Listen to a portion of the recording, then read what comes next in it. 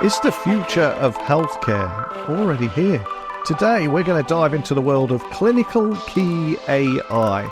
My guest today is Rhett Alden, CTO for Health Markets at Elsevier. And the tool promises to revolutionize the speed and the accuracy in which clinicians can access critical medical information. And we'll discuss the integration of generative AI with Elsevier's vast medical content and how it's creating new possibilities for clinical decision support. And also hopefully answer questions like, how does this technology manage to enhance clinical decision making while ensuring reliability and, of course, most importantly, transparency? It's a huge topic right now. So let's find out more from Rhett himself. So buckle up and hold on tight as I beam your ears all the way to St. Louis, where Rhett is waiting for us today, calmly, even though it's 95 degrees Fahrenheit there. But enough rambling for me. Let's get Rhett onto the podcast now. So a massive warm welcome to the show. Can you tell everyone listening a little about who you are and what you do? My name is Rhett Alden. I am the Chief Technology Officer for the Elsevier Division of Health Markets. I've been there a number of years now, but I've spent my entire career in healthcare, leading technology and developing solutions for patients and clinicians, which is what I do now. Well, it's a pleasure to have you on the podcast. And one of the things I always try and do very early on in the podcast episode is find out a little bit more about the story or the origin story. So can you tell me a little bit more about what inspired your work there to develop this advanced clinical decision support tool and what makes it stand out from existing solutions in the healthcare industry? Because there's got to be a story there, right? Yeah, maybe part of that story is why I'm at Elsevier, right? Because I spent my career in pretty big companies like GE Healthcare and some pharma companies developing solutions. And one thing that we always struggled with was clinical content knowledge, right? You could build great solutions, but if you didn't have the backing of really robust clinical knowledge assets, the clinical pathways, a robust decision-making tool around drug-drug interactions, et cetera, it's become the challenge, right? You really get something that's really impactful. So Elsevier is, in its heritage, a publisher, and it has immense repositories of clinical knowledge from peer-reviewed journals, books, articles, all sorts of things that we could tap into. And that's what attracted me to Elsevier, because in my career in healthcare technology, it's this marriage of clinical content, robust clinical content, and technology that really excites me, because I think we can solve some really hard problems. And decision support's one of those. I mean, it's really challenging when you think about the terminologies, the complex interactions, and particularly now with the acceleration of medicine, it's just increasingly complex for clinicians. So having those assets available is a real game changer. And one of the things that put you on my radar was ClinicalKey AI. And we are in a world at the moment where everyone's going crazy for AI.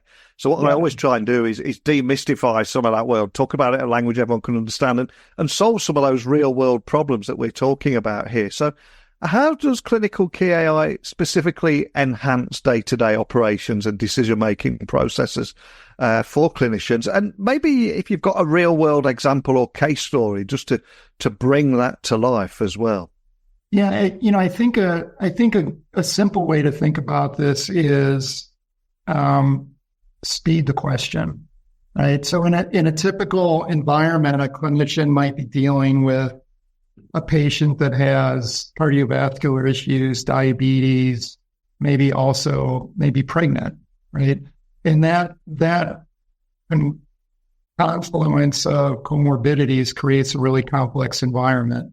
When you think about drug-drug interactions, contraindications, as well as, how do you achieve all of that while keeping an upcoming birth healthy, right? So that's a complex problem. And in the studies we've done, we found that for complex questions like that, it can take a clinician anywhere from 10 to 15 minutes going through literature, looking for appropriate diagnoses and treatment options for a patient like that. With a conversational approach, that can be on the order of seconds. And that's because they can, in a conversational way, construct the question. What is the appropriate treatment for a patient that has hypertension, type 2 diabetes, is currently on insulin, and blah, blah, blah. And that kind of question can be answered through our system of ClinicalKey AI seamlessly. Now, the challenge, of course, is can you do that in a trusted way? Can you have an answer that is going to garner the right level of transparency to a clinician? So we worked hard to use generative AI in a way that provides that level of transparency and trust. And the way we've done that is by leveraging the content that I alluded to earlier through search technology. The jargon in the business would be a retrieval-augmented generation architecture, but what that really is being able to leverage LLMs to search indexed content at its source, rather than relying on an LLM that would be prone to errors in terms of using its probabilistic or neural net matching.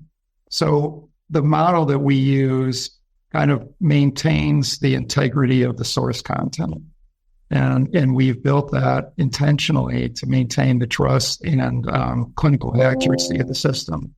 And one of the things that I wanted to highlight is everyone's going crazy for AI at the moment. They have been for the last 18 months. We've seen a lot of mainstream adoption, but of course it is nothing new. And you've had over 2 decades of experience in leveraging AI and machine learning at Elsevier. So how has your approach to technology evolved, particularly in the context of creating clinical AI? Because I would imagine there's been quite a few big technological challenges you've faced along the way. Is any of those that you could share and maybe how the companies overcame them? Yeah, I mean, it's a good point. I mean, Elsevier, as we said, has historically been a publisher. We've also been deeply involved in natural language processing, machine learning, data extraction models heavily for decades, as you point out. I think what's been new and a bit frustrating with generative AI is that LLMs are a bit mysterious, right? And in the sense that they're not well understood theoretically, and they're also not necessarily well understood in terms of when and if hallucinations occur. So what we've tried to do is really understand the pros and cons and build a system that first and foremost would control and manage hallucinations. Because we thought that was one of the biggest challenges in generative AI, at least in healthcare. And then also work on a system to really validate our offering. So we have a really robust validation framework that we've built specifically to manage the accuracy and precision of the system that we've developed. So, and we think that's been somewhat lacking in the field. Really understanding the robustness and the integrity of solutions in the wild, right? As we all know that something like ChatGPT will hallucinate, but we don't know when or how or why necessarily. We just know that it can be suspect. So what we've tried to do is put better guardrails on that within our system so that clinicians can actually have a baseline of integrity in the model.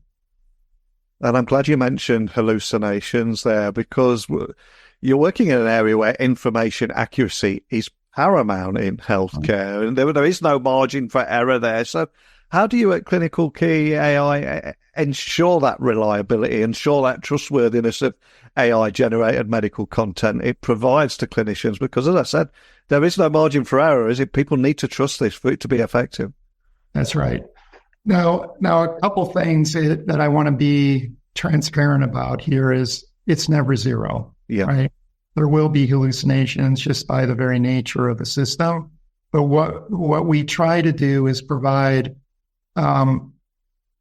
really a paramount level of transparency for the user. So when you use the system, it actually exposes the references that were used to generate the response. And not only that, it shows the individual paragraphs that were used to construct the response. So remember, I talked about a retrieval architecture. We're not relying on probabilistic matching of next word within ChatGPT, within an LLM. We're relying on summarizing data from peer-reviewed journals and plenary publications. So what that means is that for the clinician, they can still refer back to the source material very easily. They can check those references, they can validate it if they need to, and have that level of transparency. And what we found is that our responses are very accurate within certain constraints. For example, it isn't necessarily good at calculations. Most LLMs aren't. So we inform the user that, if you're trying to calculate a complex dosage, this isn't the right tool. But if you're trying to really look at differential diagnoses and options for treatment, our tool can be very valuable in terms of how it's able to summarize the information. And I also wanted to highlight at Elsevier Health, there's a global footprint in content distribution and healthcare solutions around the world. So how does ClinicalKey AI adapt to those diverse healthcare delivery systems, and not to mention, of course, the cultural nuances across so many different countries and continents? And can it customize information to fit regional healthcare practices and patient demographics? Because there's no such thing as a one-size-fits-all here, is there? Yeah. You're sort of opening up a real interesting conundrum, right? Because I think people that aren't in healthcare think that, well, everybody's a patient, we're all human. How different is it? It's actually quite variable from country to country in terms of how patients are treated, what the protocols are, what drugs are actually legally allowed for sale in that country. So there's a lot of variability. And so our content teams manage that. And we have specialized content for different regions of the world, different countries, that we can inject into the solution to allow that level of customization. Because as I mentioned earlier, the system relies on a retrieval structure. So locale can be used as a differentiator to pull up appropriate content based on the locale that an individual is in. And that customization is super critical, as you point out, because you don't want to be making recommendations that aren't quote unquote best practice for a given locale, because you lose credibility, and also B, that's just not the way medicine is practiced in that space. So we're working on that, and we have solutions there, but it's based on that retrieval system and leveraging again the content that we have is localized for that region. Now, as someone that is an eternal optimist, and I've often thought, maybe I'm a bit naive here, but I've often thought that if the whole world and all the healthcare systems could begin sharing all that information, we could be making so much more progress at solving real-world medical issues around the world if we just pulled all their resources and used AI to solve some of those problems. But, of course, there is a flip side of that. So what ethical considerations come into play, particularly concerning things like patient data, their privacy, and the potential for AI bias, which is another can of worms as well? And how do you navigate these challenges? Yeah, these challenges are not trivial to solve, right? Let's talk first about bias. The advantage that we have is that we rely on peer-reviewed journals and articles that have been reviewed by medical experts. Only. Like we're not pulling information off Reddit or, some other, untrusted source. But that content can still contain biased information, either racial bias, gender bias, et cetera. So we have a system to manage that. We've actually adopted a quality management system similar to a medical device that actually provide feedback and error handling so that we can mitigate those biases if and when they occur. The bias in our system is extremely low or close to zero. In fact, we have very little instances where we've seen true bias occurring, but that's not to say it doesn't exist, and we have to constantly monitor that. So that's an area I think where we've really leaned in to make sure that we're addressing those societal needs as we go forward.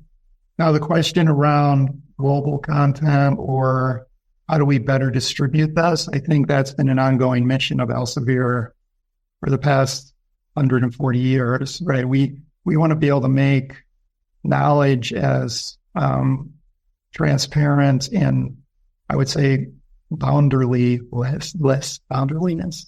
What I mean by that is national boundaries shouldn't matter, right? We should be able to use scientific information and medical information as broadly as possible. So we're also trying to work with plenary healthcare institutions in the U.S. and elsewhere to look at how we can move some of their best practices into a framework like this so that underrepresented communities or challenged communities can have access to the best healthcare in the world, not just the Mayo Clinics or the Cleveland Clinics of the world, right? Because I think the goal here is around leveling the field, not trying to make it even more hierarchical. And I think generative AI can do that. We're providing some of the best practice information to any clinician using this, whether it's a small clinic, a community hospital, or a large academic center, which is really exciting. It really is. And if the pace of technological change is moving at breakneck speed right now, there's also a reality it might never move this slow again. So if we look beyond ClinicalKey AI, how do you envision the future of AI and machine learning in healthcare? And are there any other areas within healthcare that you might be planning to introduce AI-driven innovations in the future? I appreciate you're probably locked down as to what you can share, but is there any other areas that excite you around that? Right now we have a tool where clinicians can come to it when they need to understand complex questions and gain insights, which is great. The next level is to really anticipate that for the clinician.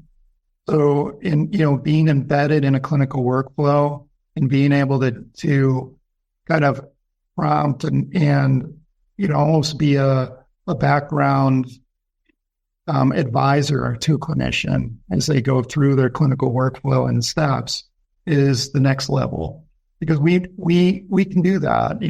We understand the patient data, we understand the clinical needs, and it's a question of how do we work more seamlessly as a partner with the clinician. And so being able to push information is the next step. And one area of high interest is oncology. Oncology is an area that moves incredibly quickly, partially because it is so life-threatening. So the velocity of new drugs in that space is very high. The velocity of change in protocols and management is very high. It's a perfect area for really driving something like generative AI in the clinical space and helping improve patient outcomes through that area. And if we do have any healthcare professionals listening, or maybe they've just discovered this podcast searching for something around this area, maybe they're keen on integrating AI tools like ClinicalKey AI into their practice, but they do have some concerns. They might be hesitant due to concerns around technology adoption challenges or impact on that clinician-patient relationship and all those separate concerns out there. Is there any particular advice to that person listening that you would offer? Yeah. So we've been really clear about people trying it. The best way to use this is to try it for a few weeks and see how it operates. And we're more than happy to offer free trials to anyone that's interested. And the feedback has been phenomenal. We'll have people coming back to us saying this thing actually improved so much the way I work in my ED rotation in the emergency room department, or how it's been so astounding in terms of complex cases. So the best way for people to overcome their anxiety and fear is first to try it, but then understand and ask critical questions about quality. Because I think that within the healthcare space, the most important aspect is, can you actually demonstrate clinical efficacy And do you actually have safety protocols in place? And big tech hasn't really done that because it will slow them down. And I think this is where healthcare companies like Elsevier can make a big difference by really leaning in on the quality and clinical efficacy of the solution. So that would be my answer to clinicians out there. Try before you buy and ask some tough questions, around how it actually operates. And don't be afraid to ask those questions. It's really critical. Fantastic advice. And for everyone listening, myself and indeed you, there's a real pressure on us all to be in a state of continuous learning. Now, as someone that's leading the way in this industry, I've got to ask, where or how do you self-educate? Anything you can share there? Well, it's interesting. When we started this journey, realistically, with generative AI, maybe 20 months ago, really early, and because we saw the opportunity, with the emergence of OpenAI, Anthropic, and others. The question was, how do you use it, for a harder use case? So what we set up was rapid prototyping teams to really, A, understand the technology better. And then B, we pulled in clinicians early into the process during the research and the envisioning, because you need to understand your customer, right? And have empathy for what the customer actually needs. So we have clinicians on staff. We have 2 partner hospital systems that work with us, and we've embedded with them to really build a solution that can meet the needs. So I would say that, like a lot of things, be ready to pivot, be ready to change, and be okay with some failures. Like, we made some mistakes, everybody does, but the key point was having that target of what does the customer really need, because that's what we focused on. Well, I think that's a perfect moment to end on today. But for anyone listening that would love to dig a little bit deeper on everything we talked about today, find out more information, try before they buy, and all that good stuff, where would you like to point everyone listening if they want to find out more information or contact your team? Yeah, I would say go to elsevier.com and check out the ClinicalKey AI site, where you can request to download and try the system. That's the best way to try it. And feel free to ask questions. But that's where I would start.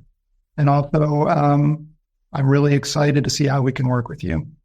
So this is probably one of the most important moments really since the 90s that I can think of. Now, I'm showing my age a bit. I've been around in the .com era back in the early 2000s.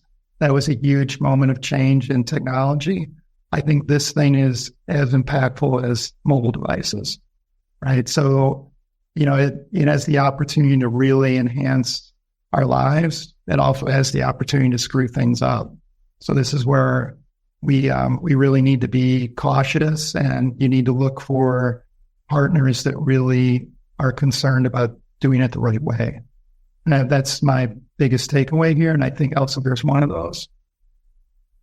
Yeah, I completely agree with you. And a lot of people have likened it to the arrival of smartphones and mobiles, etc. But I think it also reminds me a lot of when the App Store came the year after. And when the first App Store came out, everything was gimmicky. Developers were just playing. It turned your smartphone into a can of beer or a chainsaw or a musical instrument. But then after that period, it became, right, what are the real world problems that we can solve here? And I think with generative AI, we now have a unique opportunity to create a tool that can act as an expert in our world, national and regional healthcare delivery, like what you're doing. And what I especially love is you're encouraging people to think bigger of what we can do with this technology and solve real world problems. So thank you for sharing that with me today.